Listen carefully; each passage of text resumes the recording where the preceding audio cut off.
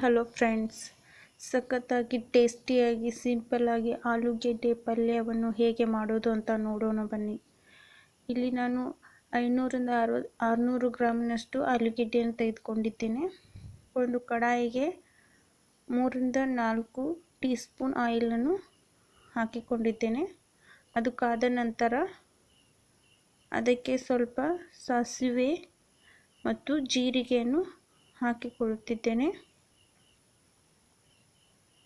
ಅದು ಚಟಾಪಟ ಅಂದ ನಂತರ ಅದಕ್ಕೆ ಈರುಳ್ಳಿಯನ್ನು ಹಾಕಿಕೊಳ್ಳುತ್ತಿದ್ದೇನೆ. 2 ದೊಡ್ಡ ಗಾತ್ರದಷ್ಟು ಈರುಳ್ಳಿಯನ್ನು ಕಟ್ ಮಾಡಿ ಹಾಕಿಕೊಳ್ಳುತ್ತಿದ್ದೇನೆ. ನಂತರ ಕರಿಬೇವನ್ನು ಆ್ಯಡ್ ಮಾಡಿಕೊಳ್ಳುತ್ತಿದ್ದೇನೆ.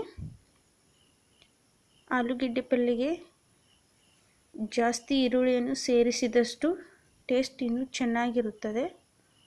ಅದು ಕೆಂಪಾಗುವವರೆಗೆ ಹುರಿದುಕೊಂಡ ನಂತರ ಅದಕ್ಕೆ ಸ್ವಲ್ಪ ಅರಿಶಿಣವನ್ನು ಆ್ಯಡ್ ಮಾಡಿಕೊಳ್ಬೇಕು. ಆ್ಯಡ್ ಮಾಡಿಕೊಂಡ ನಂತರ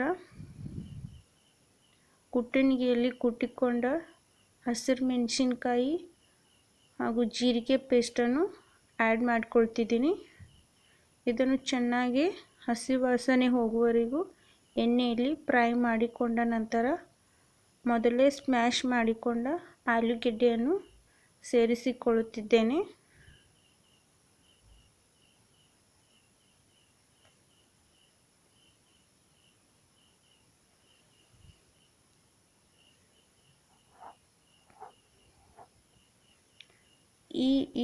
ಈ ಆಲೂಗೆಡ್ಡೆ ಪಲ್ಯ ಚಪಾತಿ ಒಂದಿಗೆ, ದೋಸೆ ಒಂದಿಗೆ, ರೊಟ್ಟಿ ಒಂದಿಗೆ ಸವಿಯಲು ತುಂಬ ಚೆನ್ನಾಗಿರುತ್ತದೆ.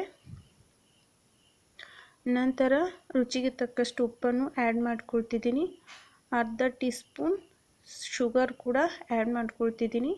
ನೀವು ಶುಗರ್ ಬೇಕಂದರೆ ಹಾಕ್ಕೊಳ್ಬೋದು, ಇಲ್ಲಾಂದರೆ ಸ್ಕಿಪ್ ಕೂಡ ಮಾಡ್ಕೋಬೋದು. ನಂತರ ಫೈನಲ್ ಆಗಿ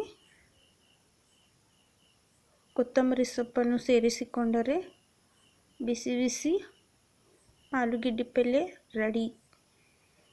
ನಮಸ್ತೆ.